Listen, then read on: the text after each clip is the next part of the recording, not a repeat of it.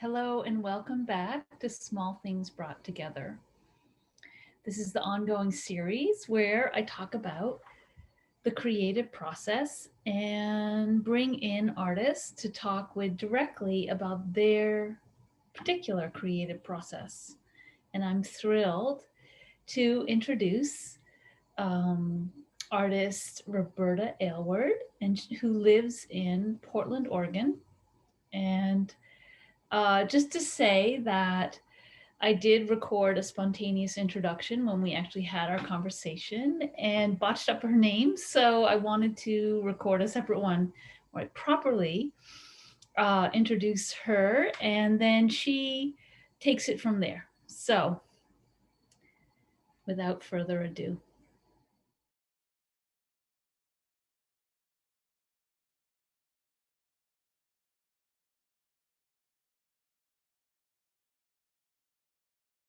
Friend of a friend. So anyway, her work really caught my eye for several reasons, but one of which was this idea of process. And I feel like process is very evident in your work and in a way that's intriguing and exciting. So, Roberta, if you'd love, I'd love for you to introduce yourself. I will. Thank you so much, Robin. I'm so thrilled to do this. I haven't had many opportunities to speak live about my work. Yeah, I'm really excited to be here talking about my work today.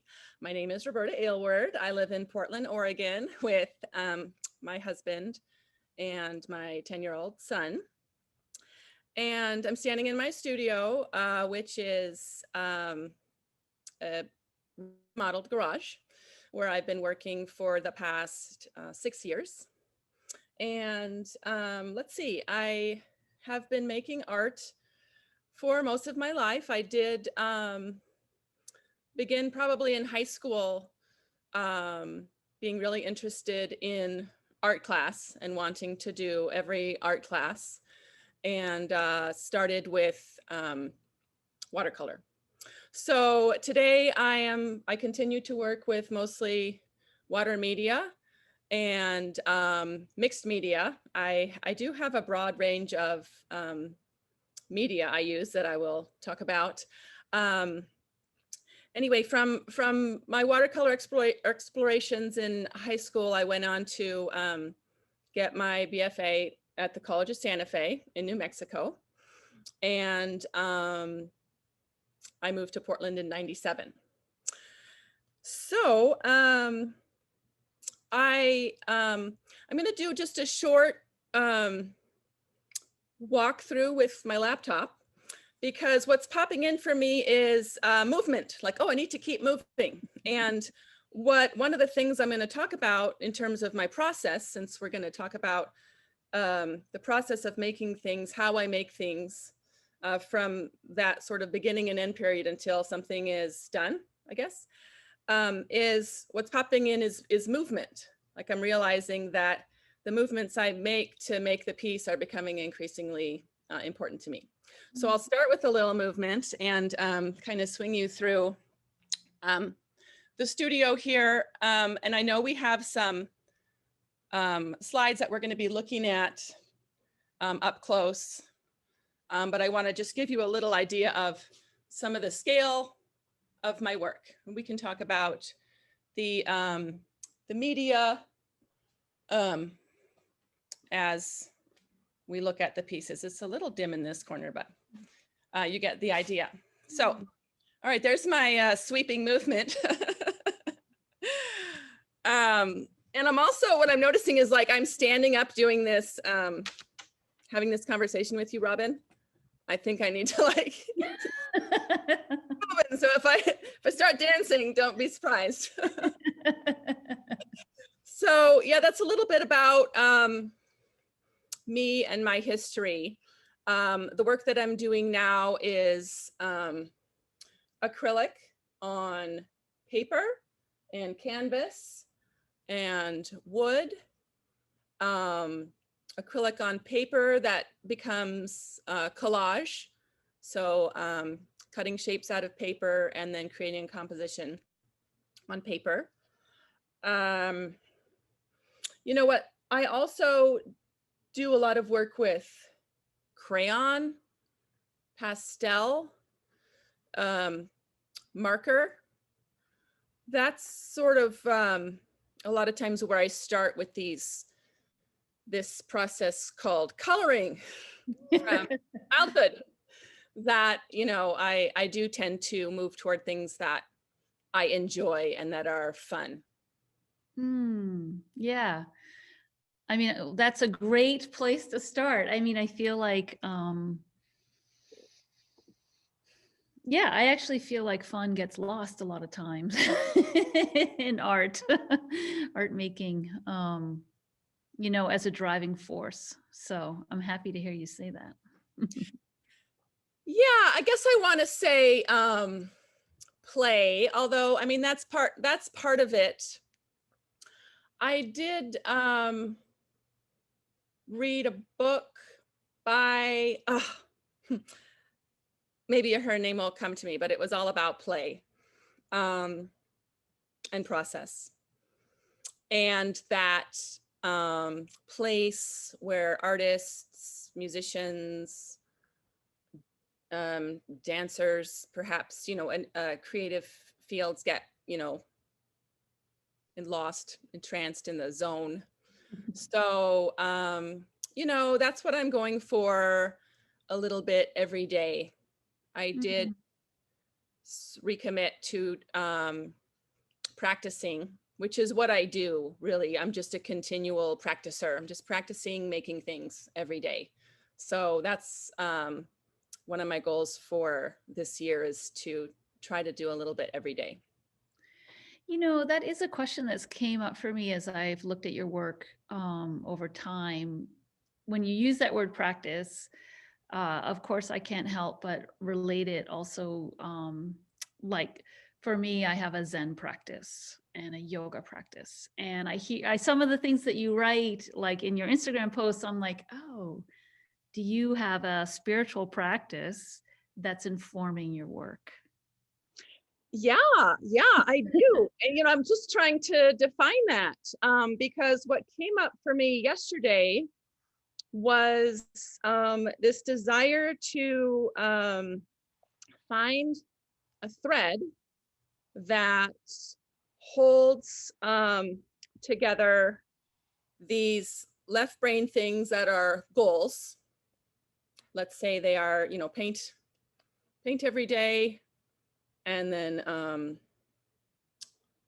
they were really important, trying to remember them. Paint every day, and then, you know, consider the business of art, so I can keep doing this in this society. And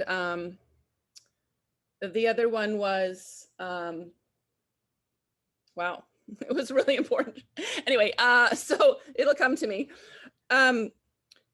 Back to spiritual practice. I'll just get right to the point. I came up with devotion. So I thought, well, what is devotion, and how can I, you know, use this thread of devotion to tie together my tasks, with an ultimate goal of trusting myself. Mm, So if good. I can,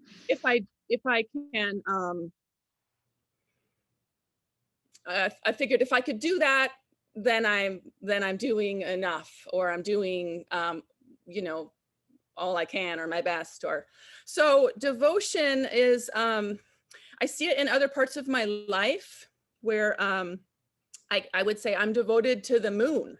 Like I'm a moon gazer, and I follow the cycle of the moon, and I'm just enchanted by its sight. And so I would say, like, I'm devoted Mm, um, to that. Um, and I do feel, you know, a devotion to um, myself and making. I know that that feeds me. And if I were to deny myself that, then I would be sad. So getting back to the spiritual practice, yes, I just made, I would say what it is devotion is an action. I thought, I just can't just have it in my mind, like I'm going to think about being devoted. So what I did was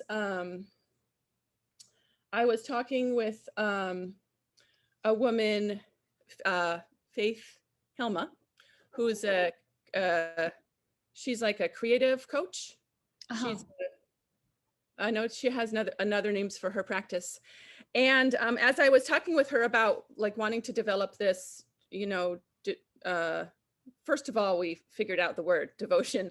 And I was, you know, doing a lot of this with my hands. And I was thinking about, oh yes, it's, you know, this is how I make my work. So I did make just the beginnings of a little studio altar, which is a little white table there. So I thought, you know, going through the motion of, you know, coming in here and addressing my altar or standing at my altar is like the beginnings to me. I really haven't had brought that spiritual practice into my art. I can also say that I have been doing this without really talking about it or defining it. When I go like to start a piece, let's say this is blank, I do this thing where I stand in front of it and I'm trying to, you know, it's that very common approaching the blank sheet of paper, blank canvas. People talk about that feeling of, whether it's, I don't know, or anxiety or thrill, or I do this thing where I'm like, okay, I want to sort of get ready or take a breath, which is very spiritual. Or I suppose, you know, get into this spiritual state. Since the work that I'm doing right now is a recent plan or goal, I would say, about making a piece of art or making a painting, has been to do it all in one sitting or standing. Oh, really? So I've been doing pieces in an hour or 2 or 3 with a goal of, okay, I'm gonna shorten this process, and and then whatever is at the end is what is at the end. So that is really, I can say right now, my work is really about the process. Yeah. I mean, that's a super interesting, you know, as you were saying that, I was like, oh yeah, no, like tinkering around. It's very, you know, immediate, and just what you started with saying, like, about trusting yourself. And yeah, I love that. I feel like, and the word devotion is so, I don't know, it's such a good word. It's in the sense of like it's filled with potential, and you know, it's a potent word, and using it towards your art feels really, for me, that's like a really exciting place. And I share your love of the moon too, so I'm 100% on board here. Yeah. What I just thought of was, you know, speed and how that relates to this process. And I guess I want to say, like, I'm not trying to, you know, speed paint or anything. Although sometimes I might have, you know, 20 minutes and a goal of making something, I might do that. But I suppose that I want to, you know, bring devotion into the mark making. I've done that. I can see now, like, oh yeah, I've done that in my process, you know, getting out a sheet of paper and a crayon, and just wanting to make a continuous line or a series of lines that are about the action of actually making the line at the time, and maybe using my non-dominant hand and just letting it happen. So that's a real like slow line. And I think, you know, what I'd like to do, and maybe I've been doing this a little bit already, is, you know, when I paint with acrylics, they dry rather fast. And I don't, you know, I mix a lot of colors on the palette, but I'm not doing a lot of blending on the substrate, on the surface. So it's almost like watercolor. It's like, okay, if you're going to put down that watercolor line or shape, that, you know, that's it. There's no, Right. you don't fuss with it. Or, and the thing is with acrylic, you can dry, and you could sand it, or you could paint over it, or you could completely obliterate it or alter it. But what I'm trying to do is, you know, once it's down, it's down. And what's interesting is I've thought a lot about perfection in the past.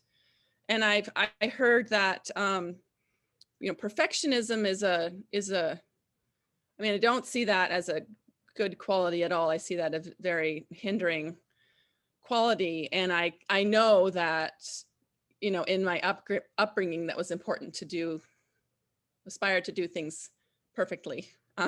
So now I'm 51. So I think I've unlearned a lot of that, but I just want to show like some of these details. I see if I can do it with the computer here, but you know, before, some of those things would have been like, oh, can't leave that edge like that. That would not, you know, I need to fill it in. Or I'm just, I'm really happy about noticing some of the things that before would have been not okay. Like, oh, look at, I don't know if you can see that, like lilac blurring into the blue. It's like, oh no, nope. Yes.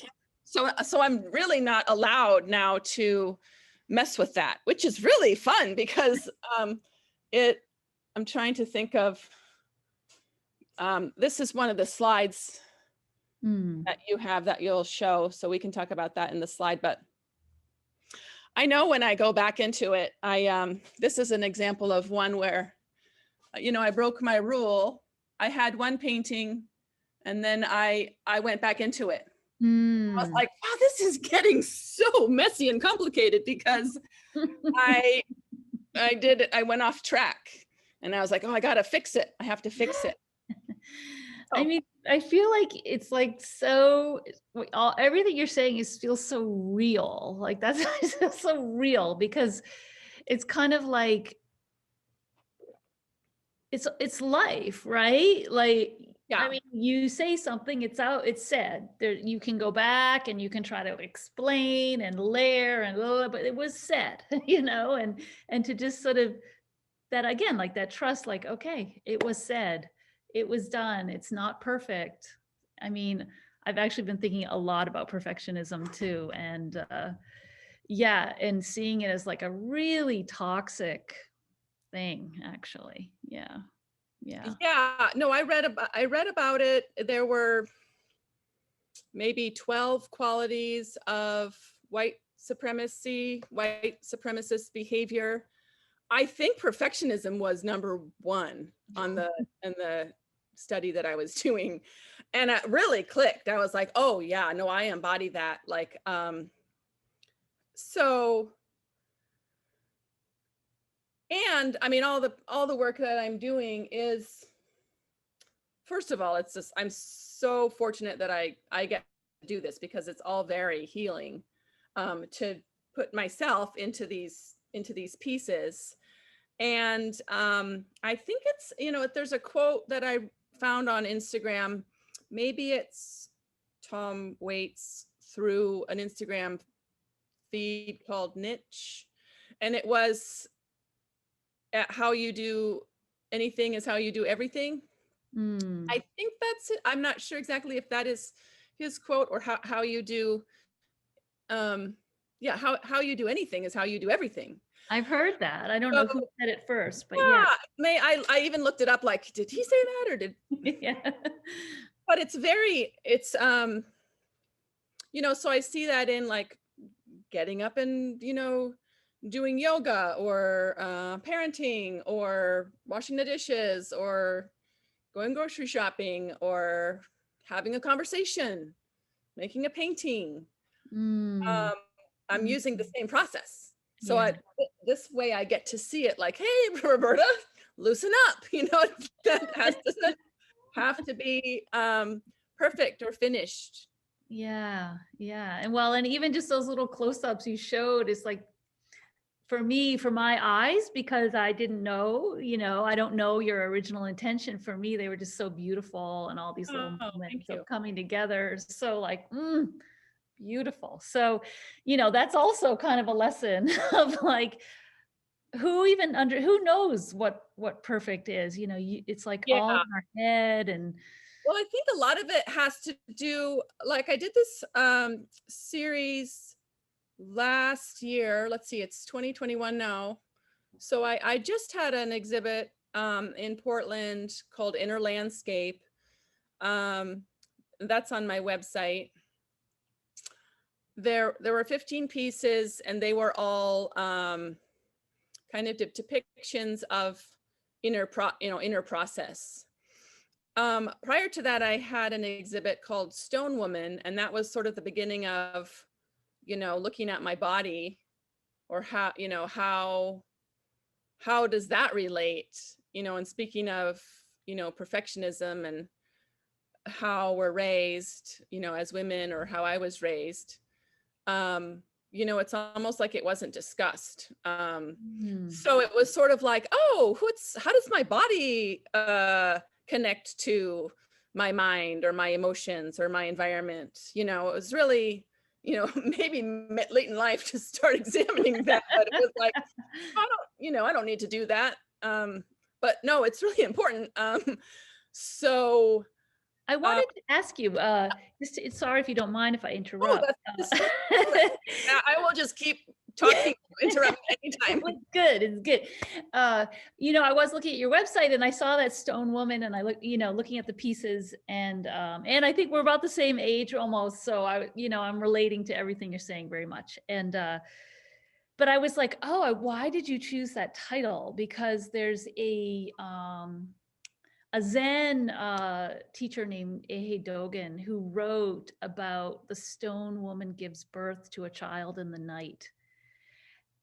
Yeah, exactly. And it's like, I actually, I feel like I hold that phrase in my mind quite a lot, actually, as Wow. I'm working. So then I saw that, I was like, does she know?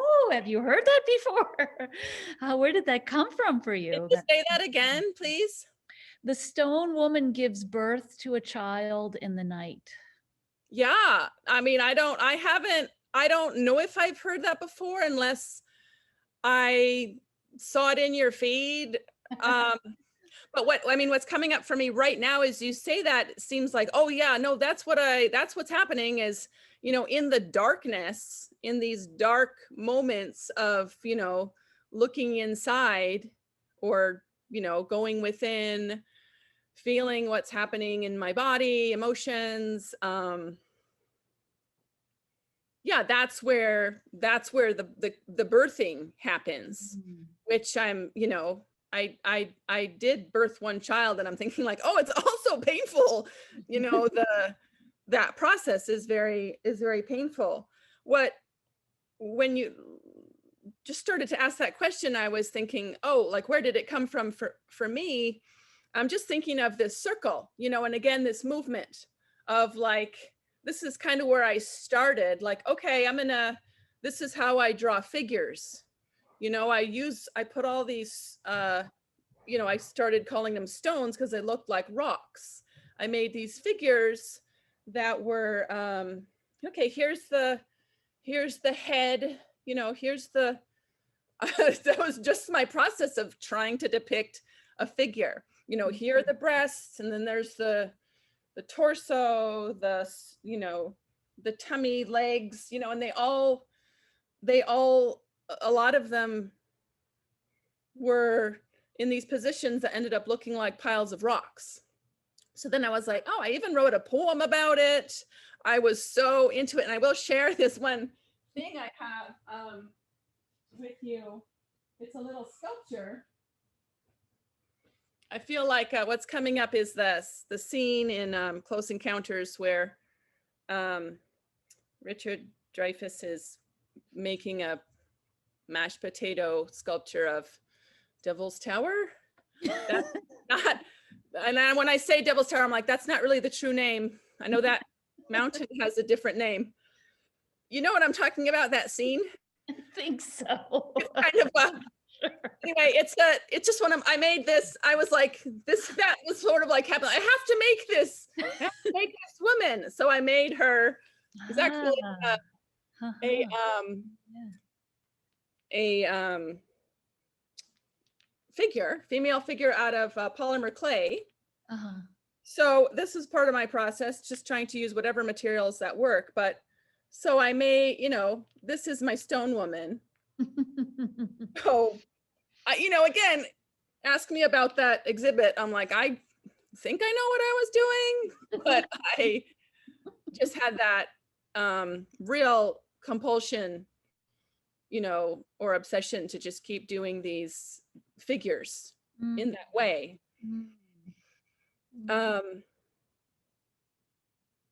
So I did, several large paintings, a lot of ink on paper works of this stone woman figure character. And all I can say really in retrospect is like, oh, it was really like necessary for me. It was sort of like, born,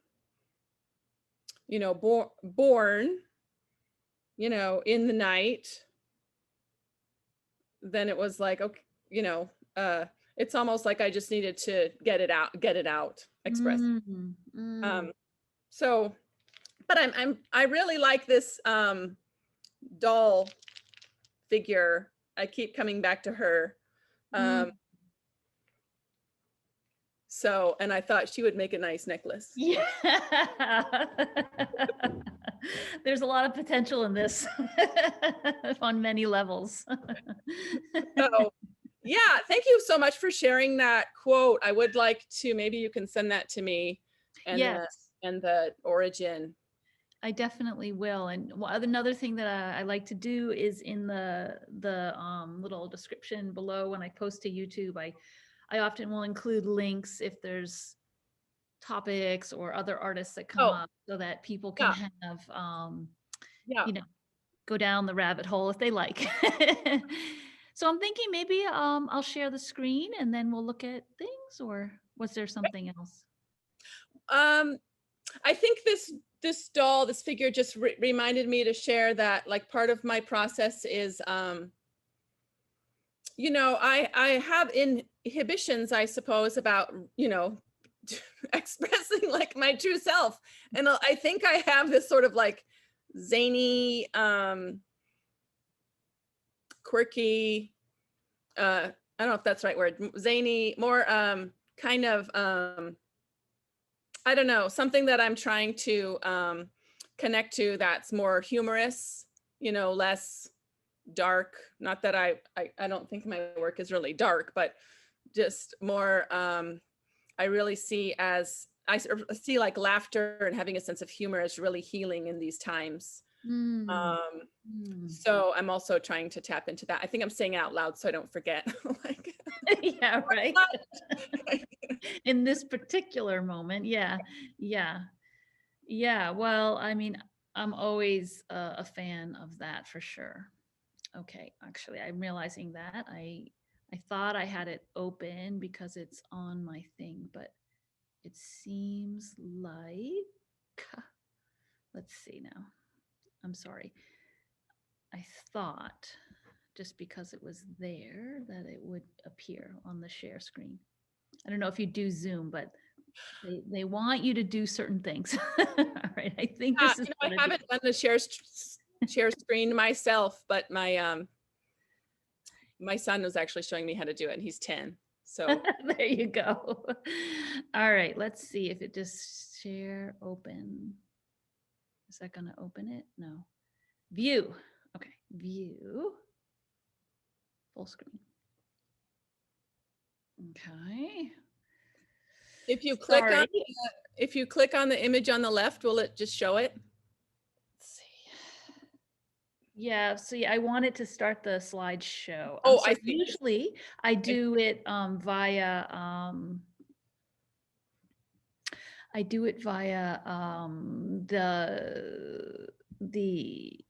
make a PowerPoint and okay, sorry. And so this is the first time I tried to use Google, and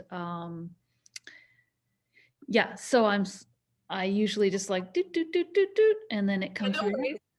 So I'm sorry. Why is this being weird? Okay, I need to exit full screen actually. Okay, here we go. Oh, I'm quite embarrassed now because let's see, start presentation. Here we go. Okay. All right, now I know how to do it. All right, I'm sorry. No, that's okay. I think that moment. That embarrassing moment. Well, it's that Okay. moment of right. It's like the live working it out in lifetime, which is what we need to do with so many things, which is It's that not covering up the mark you didn't really want to show. Which one? Oh, right. No, referring back to your. This is the process. Oh, look at that. Okay, yeah, you did it. I did it. So this piece is a 2021. I just did this one. It's on a Strathmore toned paper with crayon and acrylic, and it's probably about 80 inches tall and 42 inches wide. And this was a piece that started with just a line drawing. And I can remember trying to, in this and probably a few other pieces on this slideshow, do this thing where I was gonna do a line drawing and without thinking about it. So sort of doing it with my body instead of with my brain. And then I would, color in as if you were coloring with crayons, like make a line shape and then, color in scribbling, so it has a very energetic feeling to it, the different shapes. So this one is called Study for Girl with a Horse, because when I was finished, I have this moment where I feel like, well, what did I make? Like, what am I seeing? What is emerging? And for me, it was the feeling of a girl with a horse. And I'm like, oh, I see a blue horse and I see a girl. But I'm not really sure, like, is she riding a horse? But that's okay. That's what I see. You might see something completely different. And that's what I love. Like, when people bring their own, viewers bring their own narrative to it. So again, it's done in the course of a day. I may have gone back to it to do the black, sort of outline the shape which emerged in the center with black.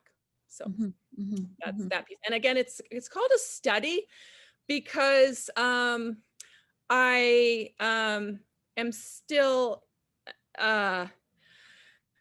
sort of interrupted by a lot of things. One is that, it's paint on paper, so it's not finished, or it's that's it. Like for some reason it can't be finished. It can't be girl with a horse. Then I thought, well, maybe I'll see. The thing is, there won't be like there is not going to be a girl with a horse painting. So this is it. This is yeah. a girl with a horse.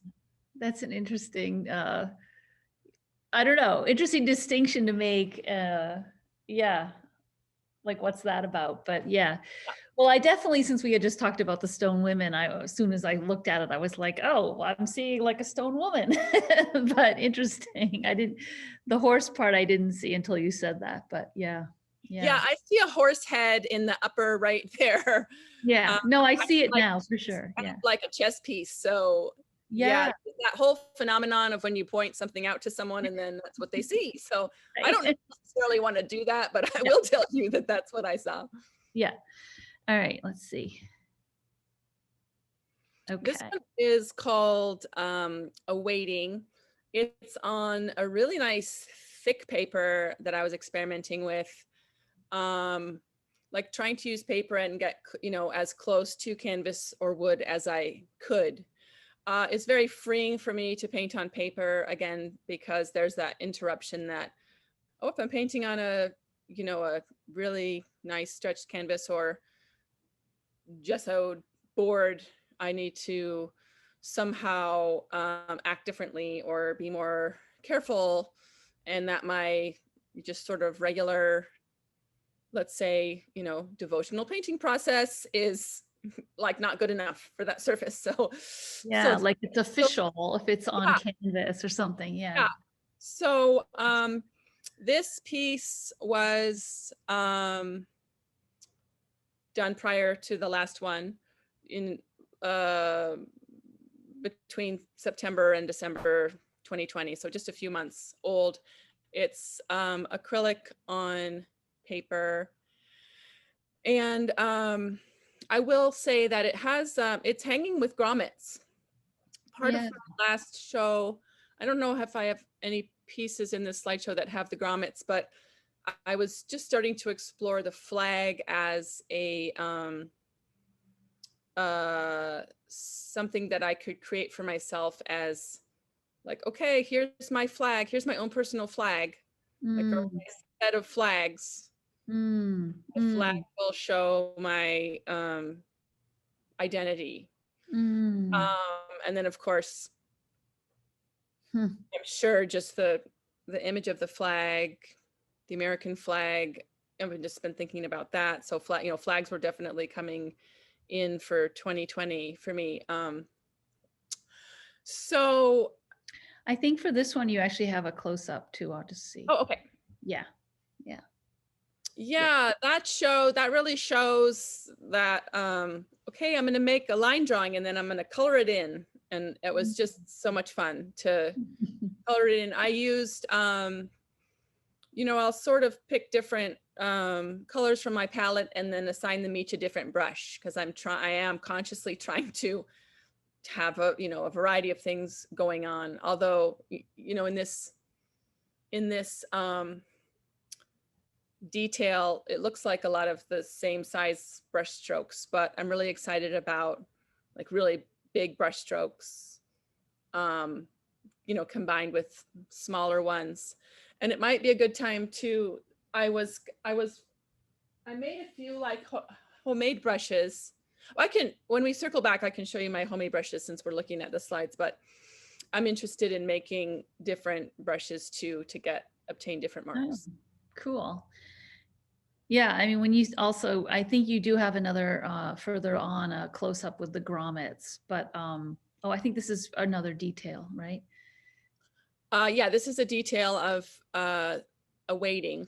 Right. Yeah. Yeah. And then okay. Oh, this is the Oh, the horse. detail that shows there's my Yeah. Yeah. girl's head.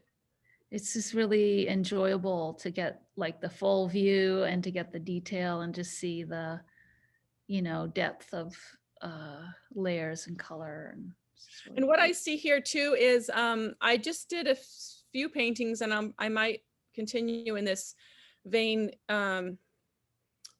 using just primary colors, which Mhm. just to see what I can do with that limitation. Mm. Yeah, when you say that, I feel like it just was like, oh, I don't think I can actually articulate the thing that really like caught my eye about your work, but uh like but there's something like, let's see if I can articulate, like about how it's there, I can feel that there are like, you've created some limitations. Like I feel that in the work, you know, and combined with this, like there's a playfulness. Maybe that's it. So it's like there's this tension between, like, you've clearly set up some rules, and yet it's just really fun and playful at the same time. And like where those meet is a very, for me, like it's a very enjoyable place. Oh, thank you so much. I love the way you said that because, you know, there's part of me as an artist that, you know, feels like, oh gosh, whenever I make something, someone's going to see part of me. So that's the idea. I'm like trying to figure out, why do I do this? What am I doing? And yeah, that sort of describes me. You know, I'm setting up these roles or things that I, you know, should do, you know, sort of clashing maybe with, I just want to color part of me. So yeah. Yeah. Thank you.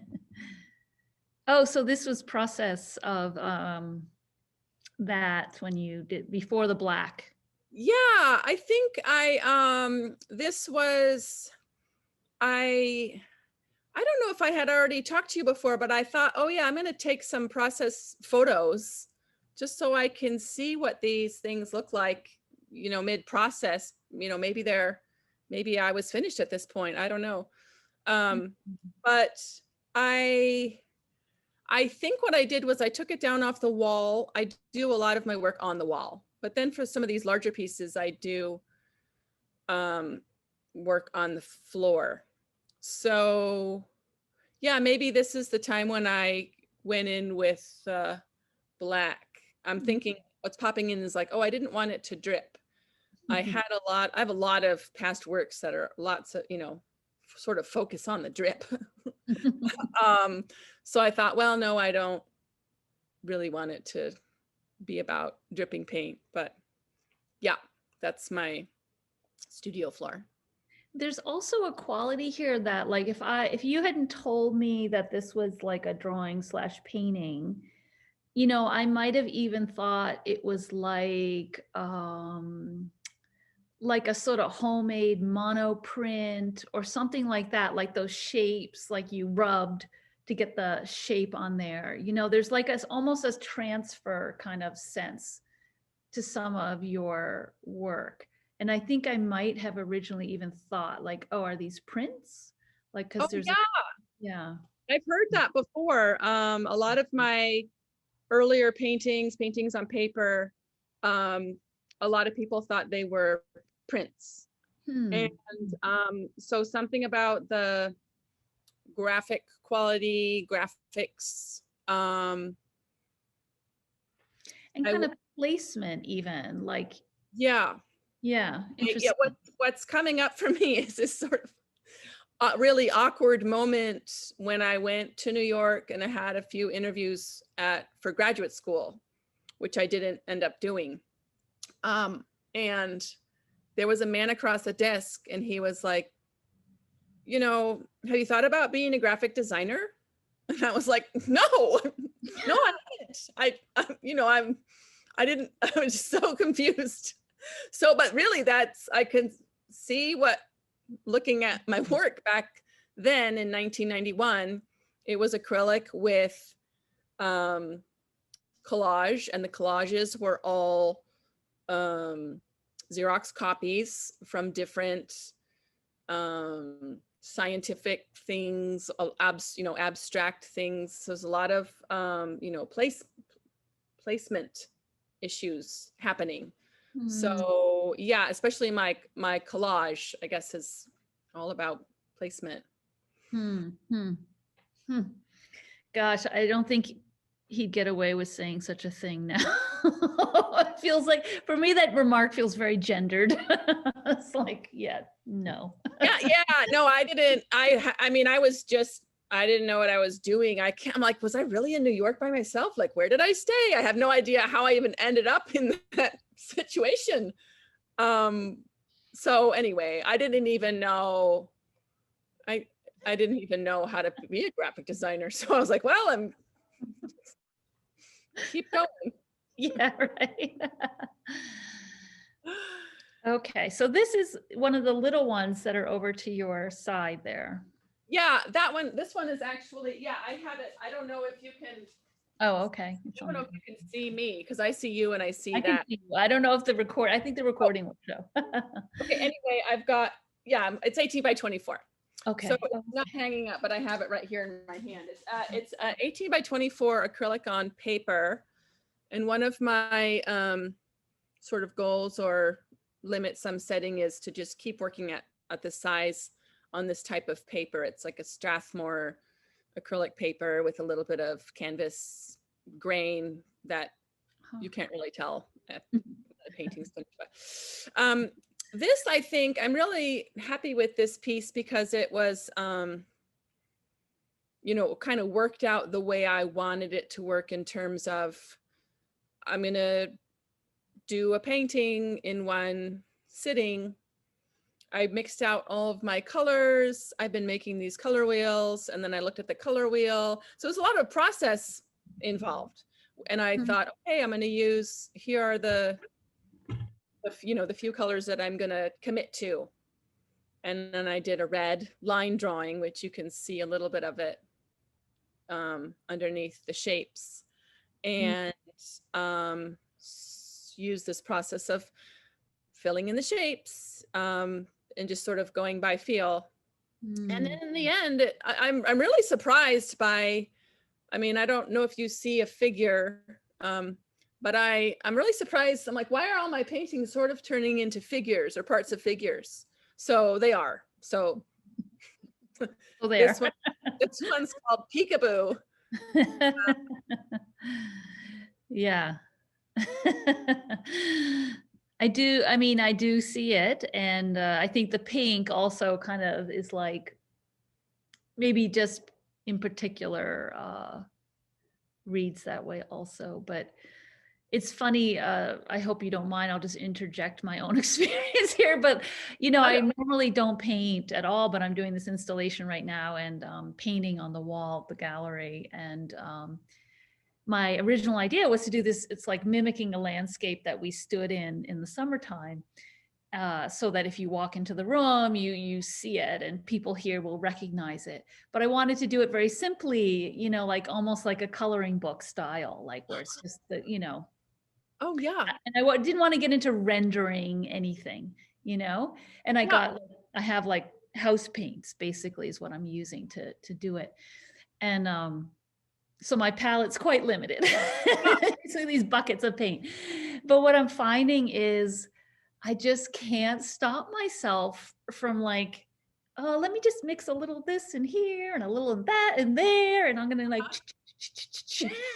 like I cannot let myself just do flat paint colors.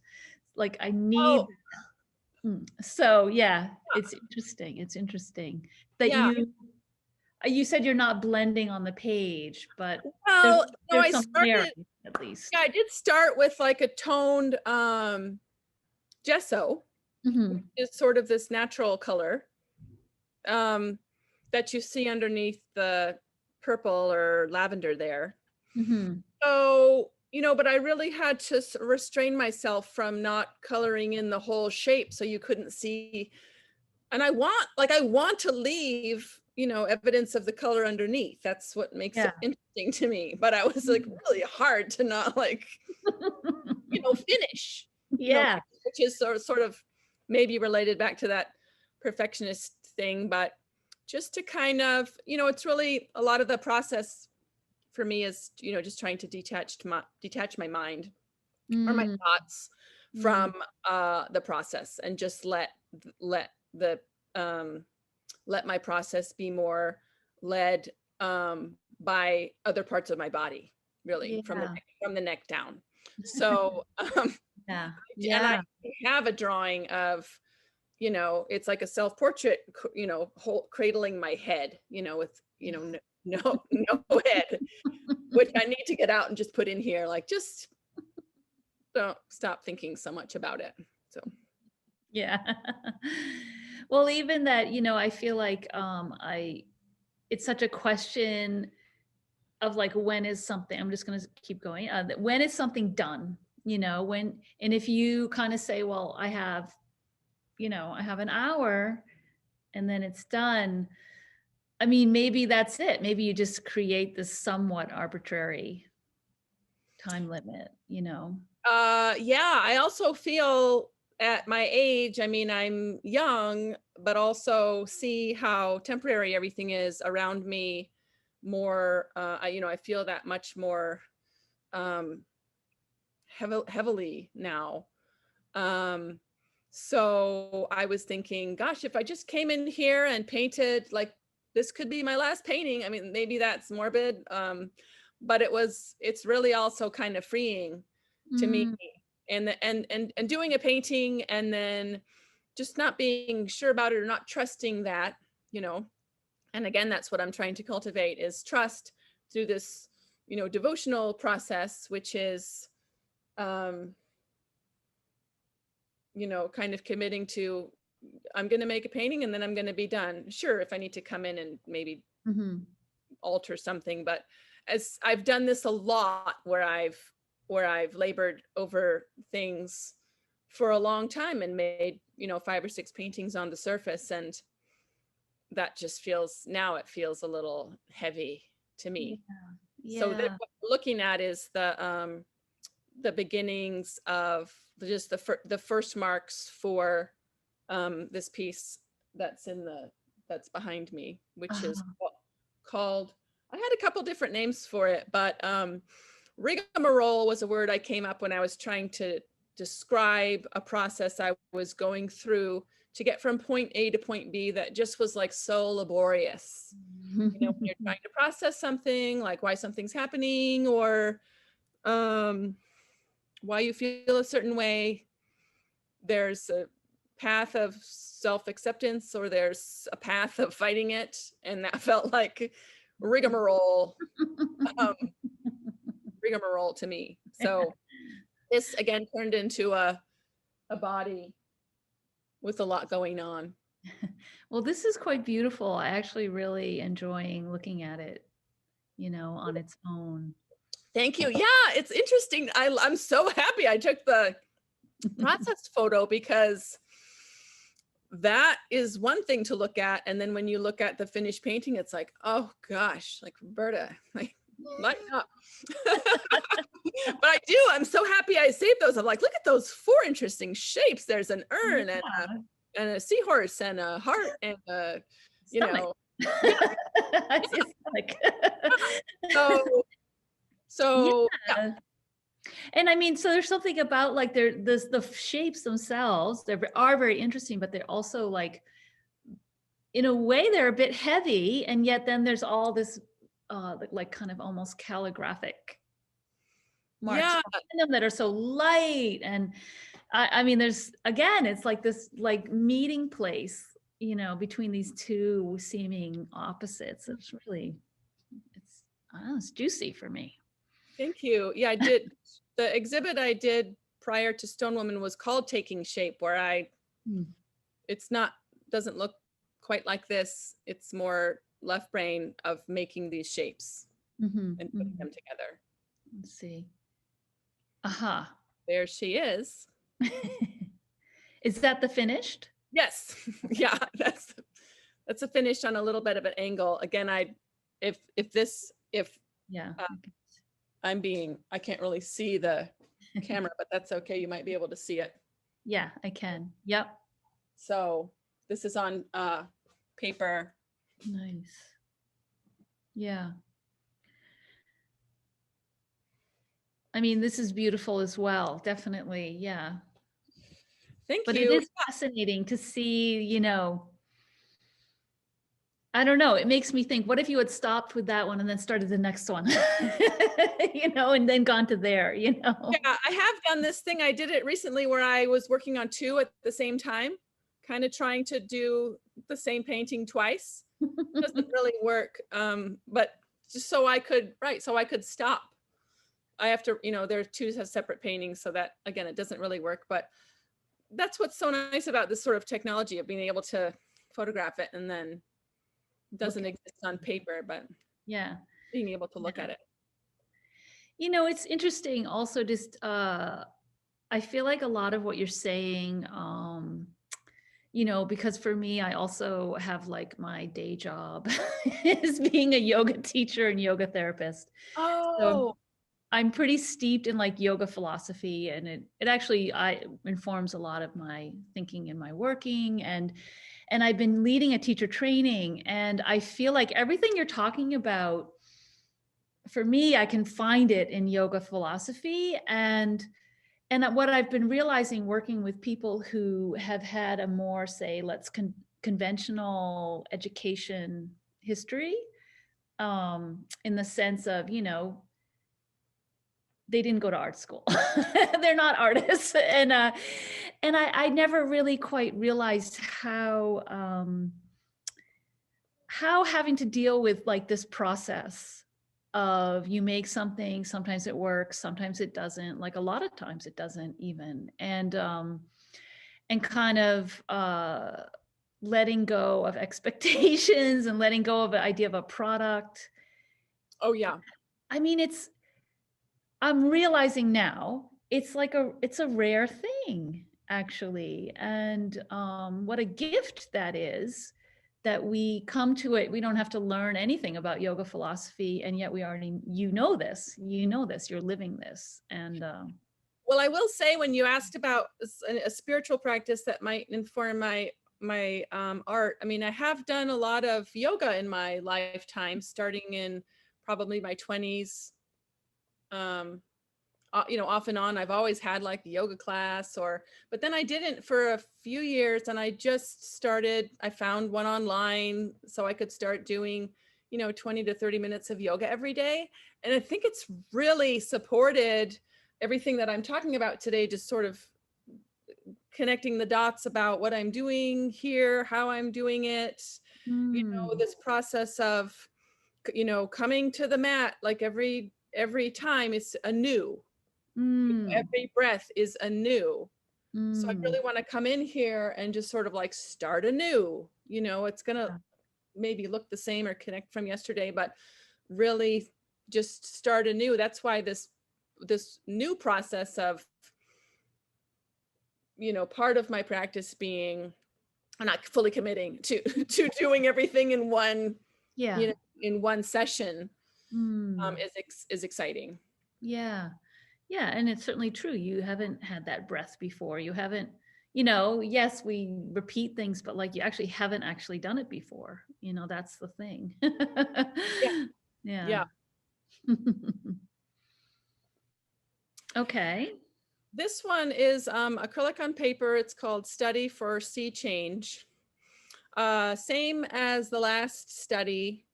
I was working on this concurrently with a larger painting called Sea Change. And this was like the loose version, and I'm much more fond of it. I don't think I have a slide of the other one. It is on my website, and it's much larger. So this one was, I worked on it on paper on the wall, and then I mounted it to wood and had it framed. So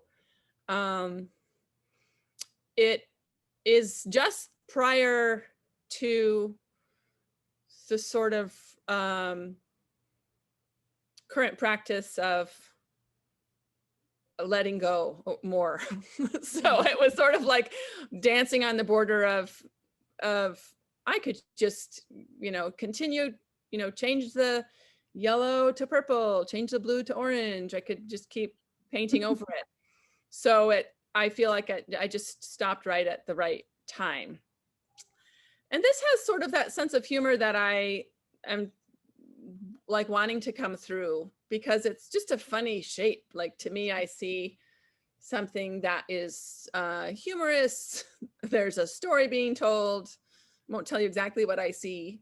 Yeah. Or well, but Well, I don't think you gave me a picture of it, but I remember from your show that you had the most recent one, the inner landscape one, there was one piece, maybe it was on fabric or it was made of fabric, of like an open mouth with the tongue. Oh yeah, yes, yeah. I have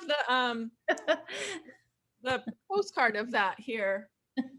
I Oh, see that in this somehow. oh, I feel like yay. Yeah, it does have the tongue there. Right. It's so funny. I was like, oh, it's a man with a pipe. But no, now, thank you. It's not. It's a woman with her tongue sticking out. So yeah, it's that piece is, yeah, I didn't include that piece because I thought it's so funny. Like, probably just talk about that one piece the whole hour because for me, but yeah, it's a tongue. It's the whole, for me, just this realization of, or using like the mouth as a symbol of this is what what we ingest. And it was, I call that piece gatekeeper because I saw the uvula as like this guardian of like, no, don't take in all the news and Instagram and everyone else's opinion. It's driving you mad. And then also a friend said, oh no, like not no, but like this piece is howling. So yeah, it goes both ways. So yeah, I like this one is sort of the quiet version of that. Yeah, it definitely has a similar vibe, I'll say. Probably see the tongue show up in my future work. Okay, so this one also is behind you there and has the grommets that you were talking about earlier as well. Yeah, this piece I was experimenting with painting on muslin, which is a much thinner fabric. And a lot of the fabrics I use, I'll wash them first and then they come out of the washer wrinkly and I might put them on the clothesline outside, and I have incorporated the wrinkles into the piece. So this started with a line drawing. Actually, it started on the reverse. There's a painting on the back, which is, I called it Mars Window because it had a bunch of red circles that reminded me of Mars, the planet. And it was all red. So I brought the red to the other side. And so there was a lot of red when I began. And then I think I'm trying to remember what the first line was. And it was probably a bunch of that sort of tan colored. Yeah, I did not know that this would turn out to be a figure. Then it was like, oh, there she is. And I called it Visible Woman because when I look at it, all I see is my Visible Woman model, sort of like a 70s or 80s plastic model you could buy with a female torso. Right, yeah. Transparent. And then you paint all the organs and put them inside. So it just looks like that to me. So it's a study of, inner workings. I think the next one is the grommets. I decided I wanted to hang it that way. Because I'm looking for ease in my work. And I thought, oh, it'd be so easy to use my flag idea on this piece. So it's mounted to a canvas lintel, kind of. I think that's the word for like the thing above a doorway. Yeah. That's what I see when I, for some reason, it was important for me that go beyond the edges there. So the flag, female flag. Yeah. I mean, I can't help but think about like those people bringing the Confederate flag into the Capitol and replacing the American flag with a Trump flag. Yeah, crazy. Oh, yeah. I know, so disturbing. It's hard to measure how like much that affects me or us our nervous systems. Mm. Just seeing those images just really invokes a lot of fear Mm. in me. I'd love to do like more flags. I did a whole series of paintings with the word love in 2020. You know, it's just anything to bring it some light. Yeah. Well, being in Portland too, where, you know, I think a lot of eyes were focused on Portland for a long time because of the protests. I don't, maybe they're still going on. I don't know, but yeah, there are definitely protests still happening, not to the same degree. But yeah, it's really a supercharged time. There are a lot of sort of upcoming threats around Inauguration Day. So it's really, really a historic time. yeah. So. Yeah. Okay, let's see. Oh, that's same. Maybe did I put that one in twice? No, this is straight on versus. Oh, yeah, yeah, it's just a different view. Yeah, yeah.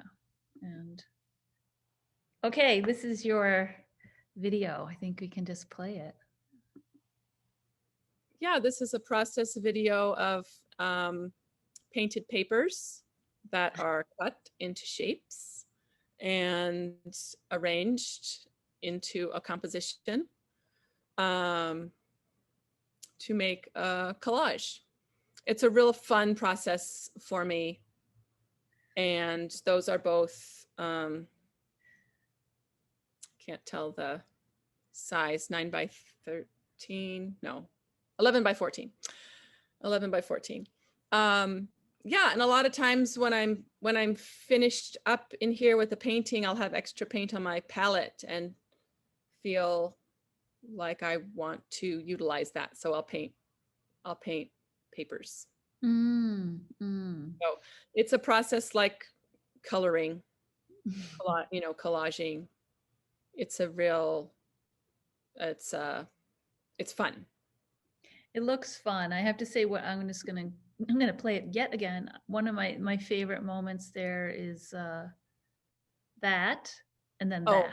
Like it's chaos, and then you sort there of. I am. There's like the mess and the because I consciously put those. I had to like put the colors on the piles, and I don't know why. It was almost like this is what it should look like, and this is what it really looks like. You know, the mess. Yeah. My process is really, yeah, 75% mess. It's a big mess, and 25%. I don't know what the other side of the spectrum would be, but yeah, you know, so presenting it. Yeah, yeah, I love that. I love that. Well, I know you have some time constraints, so I'm not always good at doing the 4.5 hour difference, but are we okay? Should we end there or? Yes, this has been a real delight, and it's hard to say goodbye because we're in the middle of a pandemic. I'm talking to a person, and I would love to like spend a whole other hour to hear more about your project, your residency. I can read about it on yeah, see what you're up to. So and it has just been really delightful. I feel like I learned a lot. Well, I mean, the privilege is certainly mine. I'm so appreciative of your taking time and sharing your work and your process, and I feel like there's a lot there to just like let it percolate in. And yeah, I'm really. Thank you so much. Yeah, thank you for doing this, for sharing it. It's really truly been my pleasure.